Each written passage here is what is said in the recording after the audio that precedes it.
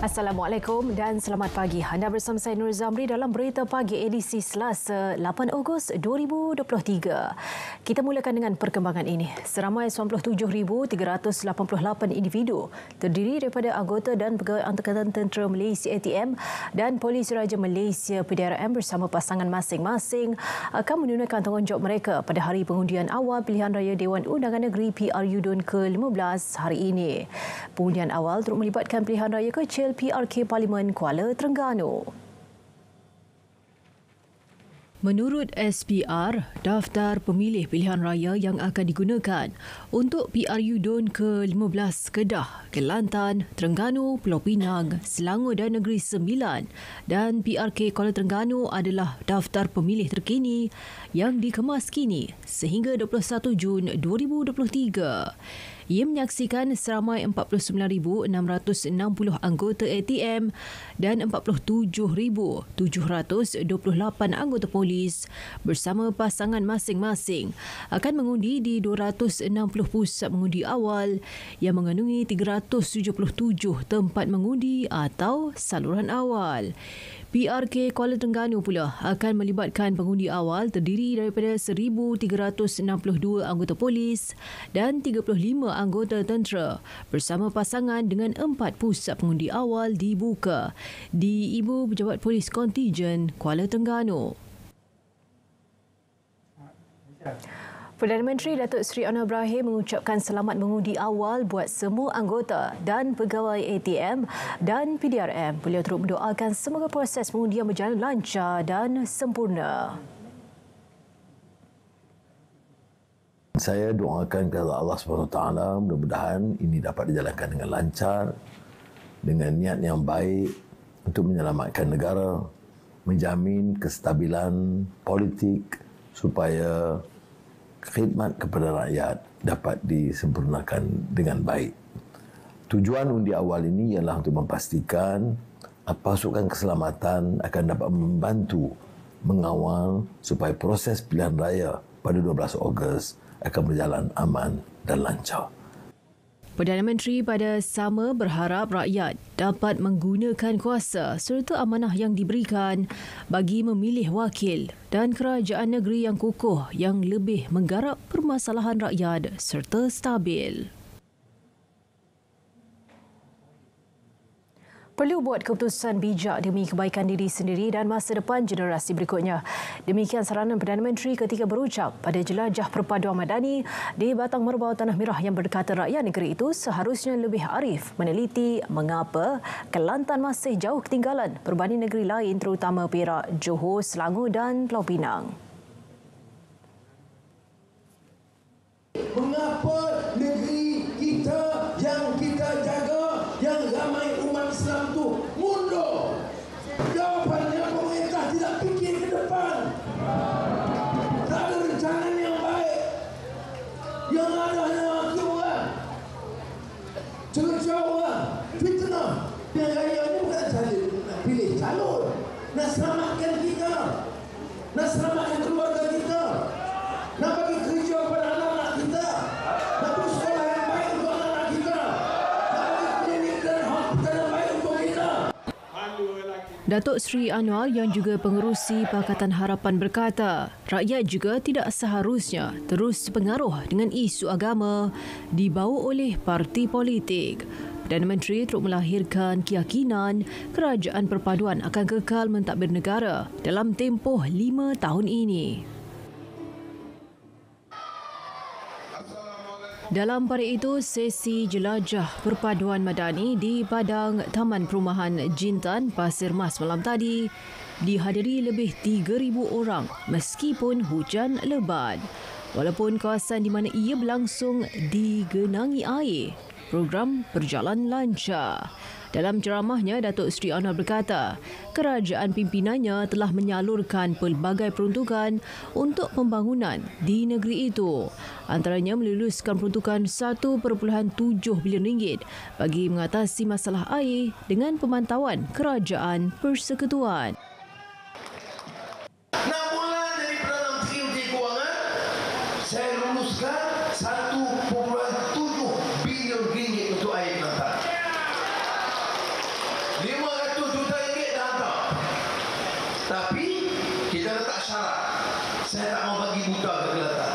Saya tak pernah harap.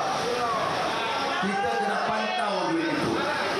Kalau dia terima syarat, pantau duit bagaimana belanja, kita luluskan. Justru beliau meminta pengundi, terutama golongan muda, berfikir sedalam-dalamnya sebelum membuat pilihan pada 12 Ogos ini.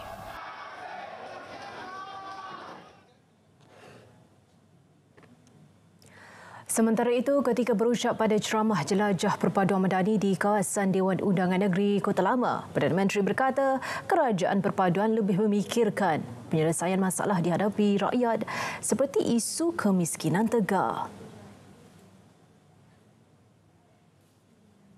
Kalau orang tanya apa dia kekuatan paling penting dari kerajaan, kita tak izinkan mana-mana menteri ambil kontrak, ambil saham dan sakau duit rakyat.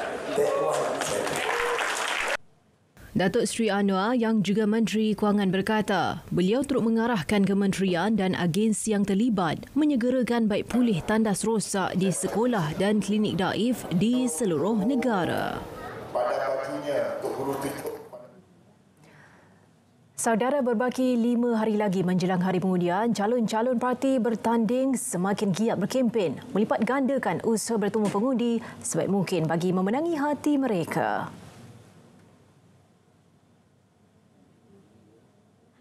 Kalau orang tanya apa dia kekuatan paling Calon Barisan Nasional BN Dewan Undangan Negeri Don Gemas tidak menawarkan manifesto baharu namun memilih untuk menyelesaikan segala janji yang belum dilaksana.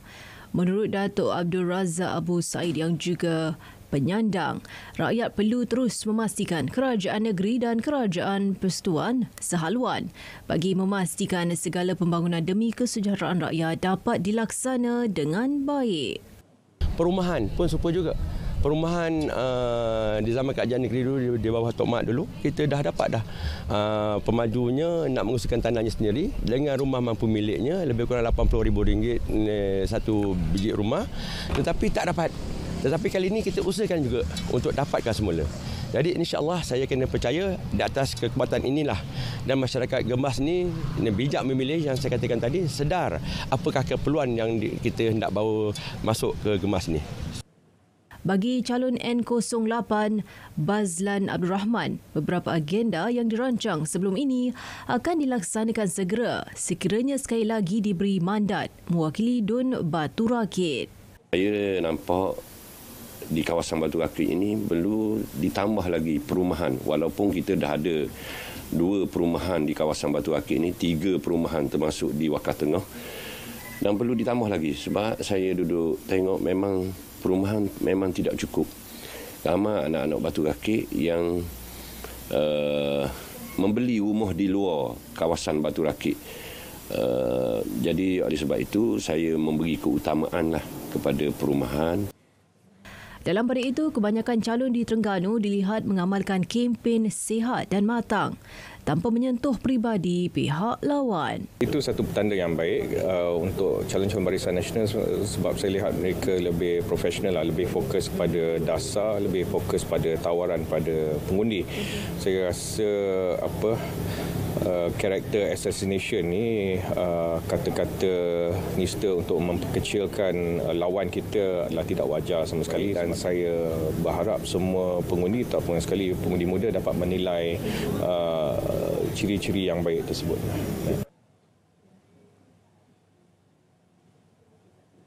Dan untuk mendapatkan perkembangan suasana pagi ini di Dewan Regimen Markas Regimen Artileri Diraja ke-31 menjelang proses pengundian awal yang dijangka bermula kira-kira kurang sejam dari sekarang, kita bersama wartawan Muhammad Najib Masyur. Najib. Baik, terima kasih. Assalamualaikum. Salam sejahtera. Saya bawakan perkembangan semasa hari pengundian awal langsung seketika dari Dewan Serbaguna Kem Sungai Buloh di Negeri Selangor bersempena dengan Pilihan Raya Umum PRU Dewan Undangan Negeri Don Selangor ke-15 hari ini, Selasa 8 Ogos 2023 bagi N39 Kota Damansara. Baiklah, apa yang dapat saya gambarkan seketika, cuaca alhamdulillah begitu baik untuk pengundi-pengundi awal di kem ini bagi melaksanakan tanggungjawab mereka sebagai pengundi awal dan bersempena dengan PRU ke-15 DUN ini, yang mana ianya akan terdiri daripada anggota Angkatan Tentera Malaysia ATM dan juga pasangan akan melaksanakan tanggungjawab mereka. Dan selain itu, apa yang dapat saya kongsikan dengan anda untuk kem ini, sebanyak 3 saluran undi akan dibuka oleh Suruhanjaya Pilihan Raya SPR di kem ini bagi memudahkan lagi dan juga melancarkan proses pengundian awal yang akan bermula pada pukul 8 pagi nanti. Dan saya juga difahamkan lokasi ini akan dibuka proses pengundiannya sehingga ke pukul 6 petang nanti, meskipun kesemua mereka telah pun selesai melaksanakan tanggungjawab sebagai pengundi awal. Seawal pukul 7 pagi tadi, Suruhanjaya Pilihan Raya petugasnya telah pun berada di sini bagi melancarkan juga melaksanakan proses-proses pengundian dan juga proses-proses pelaksanaan terakhir sebelum proses dilaksanakan. Dan apa yang dapat saya kongsikan, pertembungan 3 penjuru dapat disaksikan di kem ini, di kursi N ini, iaitu yang itu diwakili oleh calon-calon dari Pakatan Harapan yang diwakili oleh Izwan Kasim dan juga calon Perikatan Nasional oleh Razlan Jalaluddin dan juga parti PSM oleh Siva Rajan. Selain itu, apa yang dapat saya gambarkan bersama-sama dengan anda, seramai 399 orang pengundi akan melaksanakan tanggungjawab mereka di lokasi ini, yang mana ianya melibatkan bersama-sama dengan pasangan secara keseluruhannya di lokasi ini. Kepada anda ataupun kepada mereka yang bakal melaksanakan tanggungjawab anda selaku pengundi awal, anda dinasihatkan untuk datang awal dan jangan lupa untuk membawa kad pengenalan anda bersama-sama semasa proses pengundian awal dilaksanakan dan menuruti semua yang telah pun ditentukan oleh Suruhanjaya Pilihan Raya bagi melancarkan lagi proses pengundian awal anda di lokasi-lokasi yang terpilih. Jadi setakat itu dahulu langsung perkembangan semasa yang dapat saya bawakan mengenai dengan pengundian awal di Dewan Serbaguna Kem Sungai Buloh di negeri Selangor. Kembali ke Angkasa Puri yang sahih di RTM. Muhammad Najib Masyur, terima kasih atas perincian itu. Inisiatif memajukan Felda akan dilaksana dengan lebih baik sekiranya kerajaan negeri bergerak sehaluan dengan kerajaan persekutuan. Ini memandangkan Felda memerlukan sokongan kerajaan manakala hak milik tanah-tanah Felda di bawah bidang kuasa kerajaan negeri. Felda peneroka tanpa kerajaan dia akan runtuh dan semuanya akan berada dalam keadaan yang bermasalah. Felda memerlukan dokongan kerajaan. Itu tak dinafikan. Felda bukannya seperti syarikat-syarikat peladangan yang hanya melihat untung rugi. Dia tak fikir pasal sekolah, dia tak fikir pasal jalan, dia tak fikir pasal kemajuan masyarakatnya, pergerakan wanita dan sebagainya. Jadi Felda mesti dilihat pada menyeluruh dan ia memerlukan dokongan kerajaan. Dalam pada itu, Datuk Seri Ahmad Syabri memaklumkan akan meneliti pelaksanaan program pembangunan peneroka sebagai usaha menggalakkan peneroka Felda mengusahakan kegiatan yang boleh dijadikan sumber kekayaan baharu sebagai tambahan kepada getah dan sawit. Datuk Seri Syabri yang ditemui selepas menghadiri program sepetang bersama pengerusi Felda di Dewan Semai Bakti Felda Jelai 3 Gemas juga berkata pihaknya sedang merangka pendekatan komprehensif mencari kaedah membantu peneroka yang terjejas akibat harga getah terlalu rendah di pasaran. Saya sudah berbincang dengan pengurusan tertinggi memerlukan satu pendekatan yang komprehensif. Bukan sahaja dalam getah dalam Felda tetapi getah keseluruhannya. Apakah industri ini industri yang benar-benar untuk kita pertahankan? Kalau nak dipertahankan, apakah faktor-faktor sokongan lain supaya mereka yang terlibat dalam industri ini tidak berada dalam bawah garis kemiskinan ataupun berada dalam keadaan kemiskinan tegar. Beliau mengulas kenyataan pengerusi Persatuan Pengusaha dan Penoreh Getah Pergetah Muhammad Taufik Yaakob bahawa 18,000 daripada 28,528 penoreh getah seluruh negara kini sedang beralih peluang pekerjaan lain yang lebih menguntungkan. PRU DUN Terengganu ke-15. Adakah demo salah seorang pengundi? Dah, kalau kita ni boleh mengundi, nak cek mana? Kena cek dekat My SPR Sema.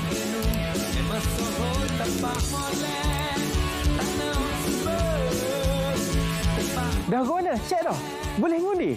Kalau boleh ngundi, cakap banyak dah guna. Kita pakat tubik ramai-ramai pergi ngundi. Yang sahih di RTM.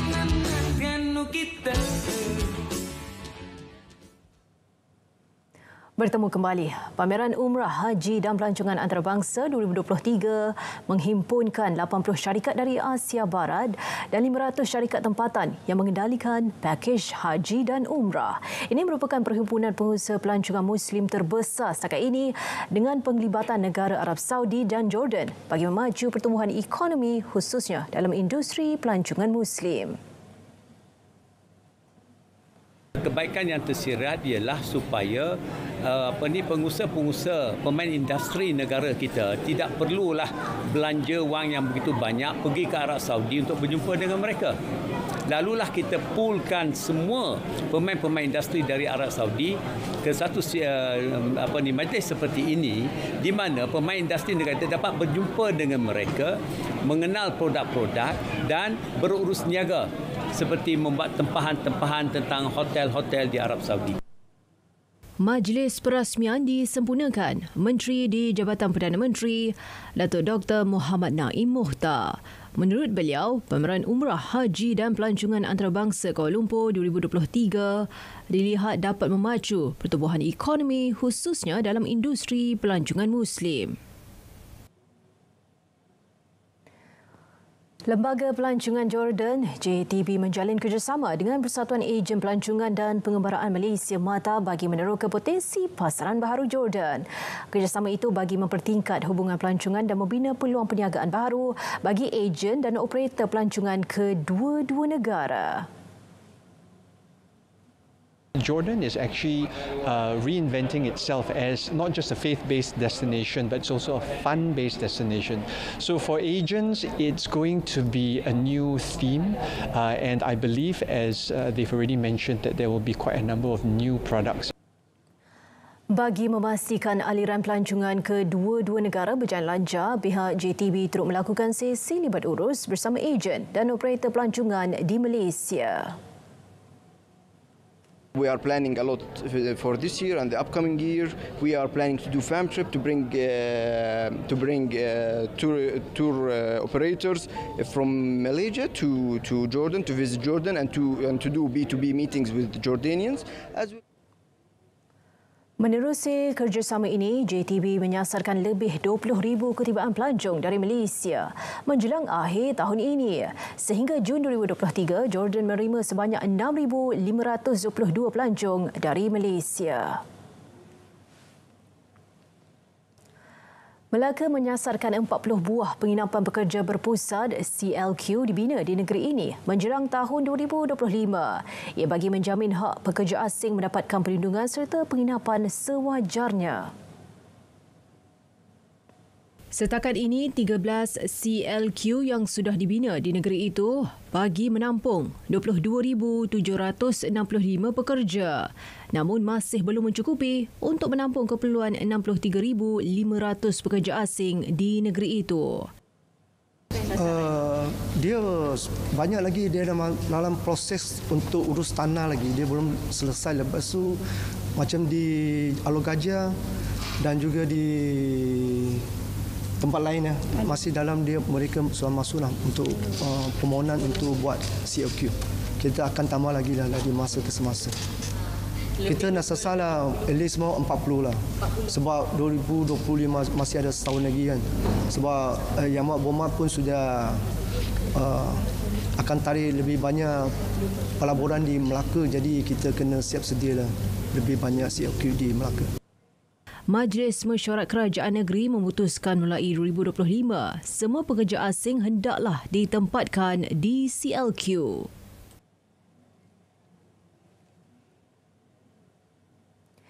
$30,093 sijil perakuan telah diberikan kepada majikan yang menyediakan penginapan mematuhi peruntukan dan standard minimum di bawah Akta 446. Dan setakat ini, sejak tahun 2020, Jabatan Tenaga Kerja Semenanjung Malaysia JTKSM telah membuka 1,621 kertas siasatan sepanjang operasi penguatkuasaan dijalankan membabitkan pelbagai kesalahan khususnya di bawah Seksyen 24 di Akta 446. Jumlah denda dikenakan dalam pendakwaan mencecah RM1,395,000 dan nilai kompaun RM8,078,900. Seksyen 24D dalam akta 446 tu dia kata semua majikan perlu dapatkan perakuan. Kalau tengok tadi kan kita OMB telah serahkan perakuan tu. So perakuan tu penting sebab bila majikan ada perakuan, confirm mereka telah mematuhi kehendak 446 dari segi susunnya, katilnya, tilam dan sebagainya. So kami banyak cas majikan kerana tidak ada perakuan itu. JTKSM berharap penggiat industri terutama syarikat-syarikat swasta memilih dan menggunakan sepenuhnya pusat penginapan pekerja bagi memastikan standard kehidupan pekerja dapat ditingkatkan dan terjamin.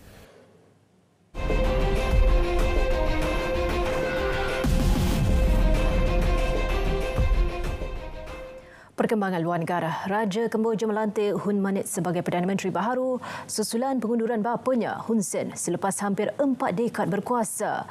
Pengumuman itu dibuat selepas partinya mencatat kemenangan besar pada pilihan raya umum bulan lalu.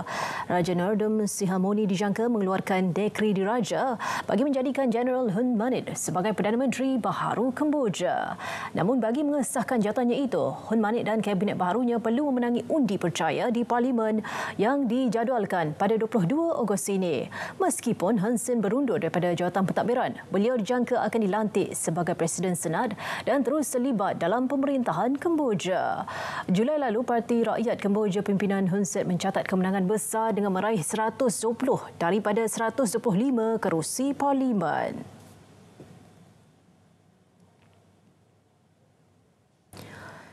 Pemimpin pembangkang India Rahul Gandhi mendapat kembali kerusi parlimen beliau selepas sabitan kes fitnahnya digantung oleh Mahkamah Agung negara itu. Rahul yang mewakili Wayanad di Dewan Rakyat telah hilang kelayakan sebagai ahli parlimen berikutan sabitan pada Mac 2019 oleh sebuah mahkamah di Gujarat. Ini berhubung kenyataannya yang dianggap menyinggung perasaan Perdana Menteri Narendra Modi. Selain Perdana Menteri, ucapan beliau turut merujuk kepada Tycoon belian Nirav Modi dan bekas Ketua Liga Perdana India IPL Lalit Modi. Pemimpin Parti Kongres berusia 52 tahun itu kemudian dipenjara 2 tahun. Dalam pada itu, Presiden Parti Kongres Mallikarjun Kharge menyambut baik keputusan mengembalikan semula kedudukan Rahul sebagai ahli parlimen. Menurut Kharge, ia memberi kelegaan terutama kepada penduduk Wayanad. Malaysia menjadi impian kita semua, pastinya yang terbaik untuk masa depan negara. Negara yang bakal kita warisi kepada anak cucu kita. Hari inilah detiknya kita mencorak sebuah negara yang stabil, aman dan sejahtera.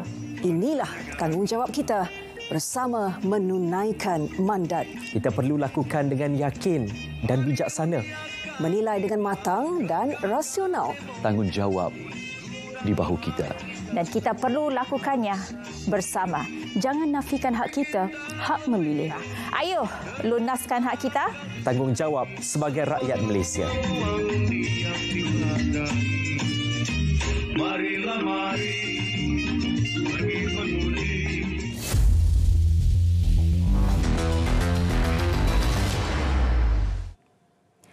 Berita pagi diteruskan dengan perkembangan sukan. Jaguh badminton para negara Chia Lik Ho terus merakam kejayaan di pentas antarabangsa. Ahad lalu, pemain itu menjuarai kejohanan antarabangsa 4 negara di Sheffield, England. Pemenang pingat emas Sukan Paralimpik Tokyo itu muncul juara selepas menewaskan musuh utamanya Diva Anri Mutsti dari Indonesia 21-18, 21-10 pada aksi final kategori SU5. Ia gelaran ketiga berturut-turut Lik Ho selepas kejayaan pada kejohanan badminton para antarabangsa Bahrain dan Kanada. Secara keseluruhan, 5 kejuaraan telah direkodkan sepanjang musim ini. Sementara itu, seorang lagi pemain negara, Ikhwan Ramli, muncul naib juara kategori persoalangan lelaki WH1, tewas di tangan pemain Korea Selatan. Ragpol Senat Ngam dari Thailand dilantik Ketua Jurulatih baru skuad futsal kebangsaan. Ia bagi mengisi kekosongan yang ditinggalkan oleh pengendali sebelum ini, Chiu Chan Yong. Rakpol, bekas ketua jurulatih Kelab Black Seal Papua yang menjuarai kejuaraan futsal Kelab AFF 2023 di Korat, Thailand, Mei lalu. Naib Presiden FAM, Datuk Seri Rosmadi Ismail selaku pengerusi jawatankuasa futsal dan bola sepak pantai FAM berkata, pihaknya yakin kehadiran Rakpol mampu memperkasakan lagi skuad futsal Harimau Malaya. Dan saya cukup yakin walaupun hari ini kita baru mengumumkan Saudara Rakpol sebagai head coach, tapi dia telah banyak kali datang ke sini dan menyaksikan Liga MPFL kita, dan dia pun telah juga memberi laporan kepada saya yang dia sudah mempunyai idea terutamanya dengan pemilihan pemain yang baru.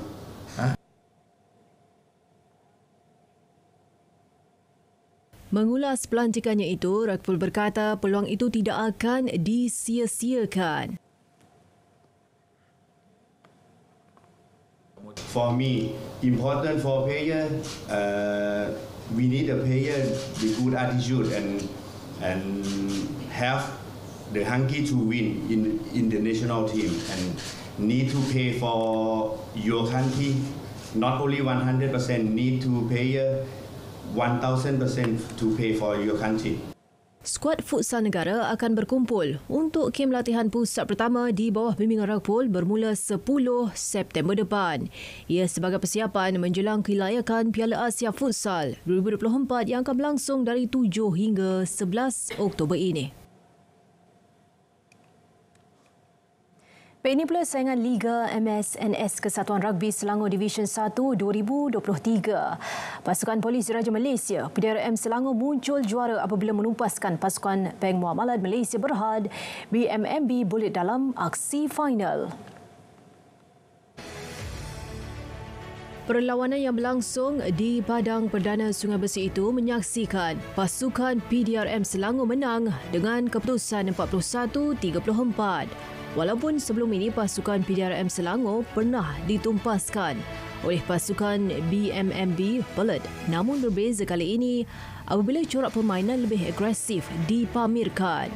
Sementara itu, tempat ketiga menjadi milik Serdang Angels. Dalam saingan Division 2 pula, UiTM Lions muncul juara diikuti RSC Dog tempat kedua dan UPNM Smokies ketiga.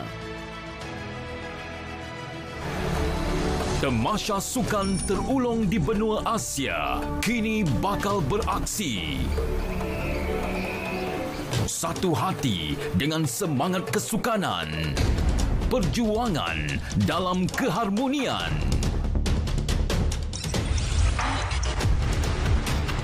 Sukan Asia ke-19 Hangzhou 2022 bersama RTM, penyiar rasmi.